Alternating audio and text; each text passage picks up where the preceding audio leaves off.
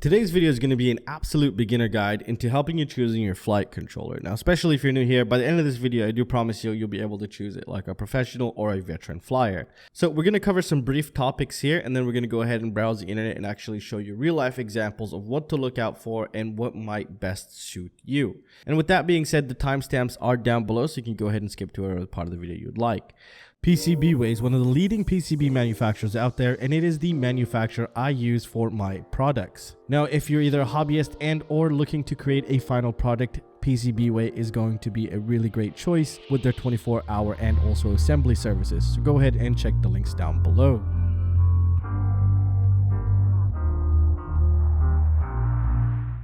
So some key terms you'll hear is F3. Well, I don't think you'll hear F3 anymore unless you're watching very old videos. F4 and F7. And these are the three microcontroller units that are found on all of the flight controllers. Nowadays, we're not using the F3, so we're really not going to cover that. So you want to really concentrate on your F4s and F7s. Now, one key difference between an F4 and an F7 here is basically the processing power. So the processing power, the memory, and the RAM. Now, the most important thing currently is not really the process. It's always important, but F4 and F7, you won't notice the difference between them when you're flying. But the most important thing is going to be for future proofing, which is going to be memory and processing power. But one of the most important thing is the memory. So the onboard memory, the hard drive of it. Because as Betaflight progresses, it gets larger and it adds more features, more functionality. And this is where it kind of starts bottlenecking most of the new features that are being implemented. So in reality, it's best to go for an F7 because you're going to be much more future-proof, and they basically cost exactly almost identical. So that's just some basic stuff about the F4s. Now, the next things are the things that are really actually going to matter the most. So first of all, the ease of installation in terms of your receiver. Now, in the market currently, we have two types of receivers. We have something called an S-Bus, and we also have something called an I-Bus. Now, the S-Bus is inverted, so we'll just put the inverted here. So it's backwards, it talks backwards, and that plays a big role with these F4s and F7s. Now, the F7 here can actually uninvert it automatically without the needing of anything, but F4s need a special circuit on the side in order to flip that signal, and thus in return, you only have one pad on the whole flight controller where you can connect S-Bus. So let's make sense of this. So on an F7, you could connect an S-Bus and or I-Bus to any RX pad. So any RX pad. Now on an F4, you can't do that. The S-Bus will only go to one RX pad here. RX pad. And it's the one that's specifically designed to invert the signal before giving it to the F4 microcontroller unit. However, now let's talk about I-Bus here. So I-Bus can go on any RX pad except the one that's designed for S-Bus. So we could say any RX pad except the one designed for S-Bus, except this one right here. We're going to make more sense of this when we start looking at the examples here. So that's one key difference that I get emailed quite a lot on, and you need to understand that. So on F7, any RX pad will take S-Bus and I-Bus. It'll do everything automatically. On an F4, S-Bus could only go to one pad, and I-Bus goes to any pad except the pad for S-Bus. Simple stuff. So in your mind, you're saying an F7 is the way to go. Yes, if your budget allows it, then go ahead and grab one if you can find a nice one. Now, the next thing, and one of the most important thing, is the power input. So we're going to put power input. Now, why is power input important? Well, because nowadays, when you plug in a 4-in-1 ESC, for example, it doesn't have a voltage regulator. And what they usually tend to do is give you the battery voltage to the flight controller. Now, if your flight controller is a 5-volt only, you're immediately going to fry your flight controller. You're going to see that chip, the big fat chip, the F4, F7, just have a little bubble in it and some smoke pop out. So you want to pay close attention to the power input and make sure it's not 5 volts depending on your ESC. Now, I highly recommend with getting, flight controllers, say 2 or 3 to 6S voltage, or it'll say 3 to 6S voltage. That means whatever power you give it, it's not going to fry itself and it could handle everything just fine. And we're going to see more examples of that in a bit here. Now, the next thing is size. You need to make sure your flight controller can fit your frame. So we have a couple different sizes, but right now we're just going to concentrate on the main ones, which is 20 by 20s and 30.5s by 30.5s, which we're going to call these 30 by 30s. So this is very important here. And this just tells you the whole spacing. 20 by 20 is usually called micro flight controllers, and the 30 by 30s are usually the normal flight controllers. We're also going to take a look at that right now. Alright guys, so the first thing before purchasing your flight controller is you need to know your frame. The frame is very important because you need to know that it'll actually fit. Now, for example, here I have a couple examples for you. So right now we're taking a look at one of my favorite frames, which is the GETFPV Mark IV. I have 3 of them so far. 2 of the later builds you guys will see I have the 7-inch, and I have the HD variant and the normal variant, which is one of my favorite frames, to be honest. So let's take a closer look at this frame here. So the first thing you want to do is scroll down, obviously, and try to find something that says mounting hole or flight controller, or maybe a link to a flight controller. Now, what we see here is, check this out. There are 30.5 by 30.5 mounting holes and 20 by 20 flight controller mounting holes. So that's really nice. So we already know that it could either take 20 by 20 and 30 by 30. Not all frames do that. And if we grab a closer look here towards the center, we see that there are the holes right here. Now, if you did get a 20 by 20, there's 2 types of 20 by 20. There's something called M2 holes and M3 holes. Now, that just means how big that hole is. Is it a 2mm or a 3mm? Now, common sense, or if you take a closer look here, you see that always the 30 by 30 is going to be a 3mm hole. So you can kind of compare. We can see here's that 20 by 20 holes right there, those little ones. And we can see that they're smaller than the normal 30 by 30. So I'm guessing this is a 20 by 20 M2 hole stacking solution, which is very important because if you've gotten an M3 variant of a 20 by 20, which I'll show you, then it won't actually fit, or it'll just be very loose and you have to come up with some sort of a solution for that. So that's very important to note, right, ahead of times. And not a lot of these companies are actually making this very clear. I've been doing my research right now to give you the best examples, and you just have to really take that into consideration. So here we can only use 30 by 30 flight controllers and 20 by 20 flight controllers that take 2mm holes, which is called M2. Let me show you an example here. So here's a Mamba F405 Mini, and here's that flight controller right there. So if we scroll down here, we see that it's a 20 by 20 M2. So this flight controller would fit perfect into that frame if we wanted to go the 20 by 20 route. Now, the 30 by 30, you could choose any 30 by 30, it's going to fit perfect. So you have nothing to worry about there. But it's just when we go down to the 20 by 20, it matters, whether it's a 2mm hole or a 3mm hole. So that's something to take into consideration. Now, if you also take a look at this frame, which I really love about it, is you even have more stacking solutions in the back. You have another 30 by 30 and another 20 by 20 M2 hole stacking solution, which is a 2mm hole stacking solution. So that's out of the way here. Now let's take a look at another one. Here's a iFly Sidora. So let's scroll down. Let's just say you're looking into purchasing this and we want to figure out the mounting hole. So, and again, check this out. This frame can also accommodate a 30 by 30 and a 20 by 20. But unfortunately, I don't think it's telling us the size of the 20 by 20 because it's very important that we do know that. So let's scroll down, try to take a look at the pictures. Maybe we could find one that actually shows us a little bit better. And there we go. We actually get to see that. You see how tiny those holes are right there in the middle? That is going to be the 20 by 20 stacking solution, and it seems to be M2 holes. So that's very, very important you take that into consideration. And if we take a look at the back side, this is a bit more complicated. But we also do have another 30 by 30 back here. This is what I really love about the newer frames. And we also have another 20 by 20 right here. So that's also a huge benefit here. So the mounting hole is very important. That's one of the main things that you'll know you're actually able to put it in your flight controller. We're just going to do one more example here. Now this is a 140 millimeter, which is I think is a 3-inch quadcopter. So these are micro quadcopters here. Now maybe it does have, it does have. So it's telling you 20 by 20.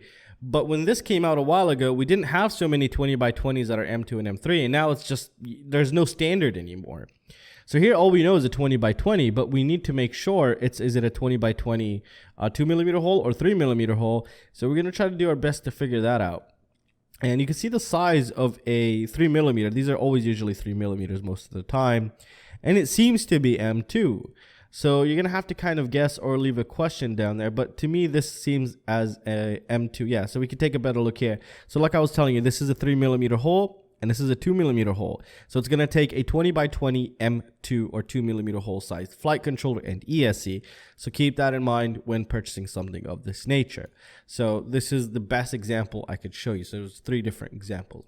Now let's jump into the flight controller themselves and the power input. This is the next and most important stage if you're not buying a stack. And a stack means a combo of a flight controller and ESC that are just ready made for you. And I highly recommend you go that route unless you needed some sort of different specifications for your flight controller, because not all flight controllers come in stack format. So here's an example. Matek is a well-known company, one of the best companies out there, but let's take a look at this flight controller. So we're looking at a Matek F405 STD here. So it's an F4 flight controller. Not a big deal, but let's go ahead and scroll down here. And the first thing you always want to look for is the power input. Since this, I don't think this comes in an ESC combo, so you're going to have to take a look at this. So maybe you like some, you like the SD card on here. So let's take a look at the power input. We have to look very close to try to find that, and it's right there. It says power the board from an external 5-volt regulator. However, nowadays, well, just about any just about any 4-in-1 ESC or any ESC does not have 5-volt regulators anymore. This was made back then when we were still using power distribution boards. Nowadays, we don't do that because the flight controllers are, the standard it is for them to take 3 to 6 S LiPo. And this was not the standard back then, but it's still a good flight controller. But unfortunately, it's a dying breed currently. And you're still going to find a bunch of these online, so just be very wary and just take good note of that before making your purchase, or else you're going to have to figure out a way to give it 5 volts, and it's going to be pretty annoying and a very disgusting execution. Now here we have another flight controller. So this is what is this? This is a 20 by 20 flight controller. And again, we don't know if it's a 2mm or a 3mm, but it's an F4 here. And let's see, well, at least they tell us here. So it's an M2, so it's 2mm. Now let's take a look at the battery input, because it's not always so obvious how they state the battery voltage input. But here it actually is. So we have input voltage 4 to 6S LiPo. Now, if you don't know what the 4 in the 6S or 4S or 3S, all you have to do is multiply a full battery, which is 4.2 volts, by whatever number this is, and you get the maximum voltage. So 4.2 times 6 is 25 volts. So what that means is we can't go any higher than 25 volts or else we'll fry this thing. Now, here's another one again. This will also take battery voltage. Let's see if it's as obvious. It's not as obvious. As you can see, input, it just says 6S LiPo. That doesn't mean it only takes 6S LiPo. Now what they're just doing shortcuts, expecting everybody to know this stuff, but that means a maximum of 6S LiPo. But unfortunately, we don't know if a 3S would actually work, but nobody flies 3S. We usually fly between 4 and 6S. So the maximum input voltage is 6S. And that's the key thing you need to always look out for, is the input voltage of the flight controller. Later on, we'll talk about ESCs. So for example, here's a stack. And this stack, this is considered a stack where it comes with the ESC and also the flight controller, and you don't have to worry about anything here. You don't have to worry about anything, only the power input on the main thing. So let's just say you're doing a 6S build. Well, this is going to be just fine for a 6S build. 2 to a 6S build, this will handle just fine, which is really great. And that's something you want to look out for. You want to know if you want to build a 4S quadcopter or a 6S quadcopter, because there's a lot of differences here. And that's really it for the power input. Now, the next thing is features. Now, features are very important in my opinion. Let's go ahead and take a look at some flight controllers with some really great features and what you could expect and what to look out for. Alright guys, so now features are a very important topic in my opinion. Now, especially if you're going to go analog or you're going to go to the DJI HD stuff. Now, if you want to go to the DJI stuff, you need to make sure that the flight controller has some sort of a 8 to 12 volt regulator. It's very important you do that. So most of the time you'll see 9 volt regulators on these. And also, the extra benefit of having this 9 volt regulator is to give you beautiful, clean video footage. So you won't have weird lines in your feed while you're flying, especially if you're flying analog. And that's why I always recommend, and I always prefer to pick a flight controller that has some sort of a extra 9 volt regulator. And we're going to take a look at this. There's also some other features with dual camera, so you can actually switch between cameras. Some even have Bluetooth, and even some of these has dual gyros, which you don't really need. So yeah, but we're going to take a look at some of those. So first of all, let's start with this one. This is a Mamba F405, so it's an F4 flight controller, and it's called the DJI 6S. Now this is really nice because the feature here, which means when you see the word DJI, it means it's going to have some sort of a regulator for the DJI stuff. But what's really nice with this one is they even have the automatic connector. So you could just quickly connect it and you're basically set up with the DJI setup. That's really nice because not a lot of flight controllers do that. Now, if you move down also, Let's go ahead and take a look at this. It's also very important to take note of this little chip right here.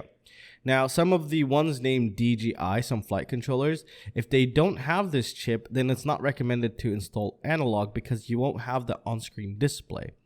So it's very important to know if your flight controller has on-screen display as well. Most of them do, but rarely some don't nowadays that come just for DJI setups. But this covers everything, which is really nice. So we see we have a 9-volt regulator. We don't have Bluetooth. Maximum input is 6S, so it'll take 4S to 6S voltage, which is 16.8 to 25 volts. And this is a 30x30 flight controller. So this is a real deal. This is a proper nice little setup here. So you can either go DJI or you can go normal analog and still have everything you want here. And I actually really love this, and I have this on one of my quadcopters here. And again, all of this stuff is linked down below. Now here's another one here. Now this one doesn't say anything about DJI.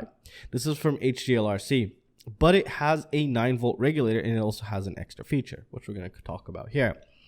Now, if it doesn't have the connector for the DJI setup, you could still install the DJI stuff as long as you have a 9-volt regulator, which we see here. We have a 9-volt 2-amp regulator, and I've done a separate video on this where I actually go into more detail and explain to you how to connect everything. Now, an extra feature with this, which is really nice, is you can actually install 2 cameras and switch between them while you're flying. Not a lot of people are going to use that, but if you are looking into, looking behind you for some reason, or you have a camera below you and you want to kind of switch back and forth if you have some sort of a special setup, then this would be a really great solution for you.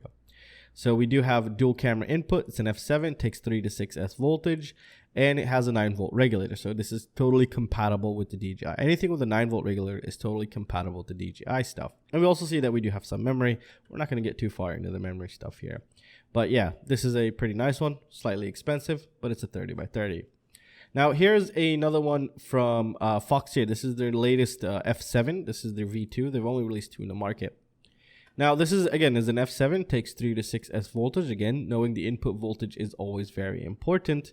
And it also has a 9-volt regulator on board. So you're still able to connect the DJI stuff and or just analog stuff, but again, it's a huge benefit to have a 9-volt regulator. You don't understand how huge of a benefit it is, and that's there especially for your video transmitters.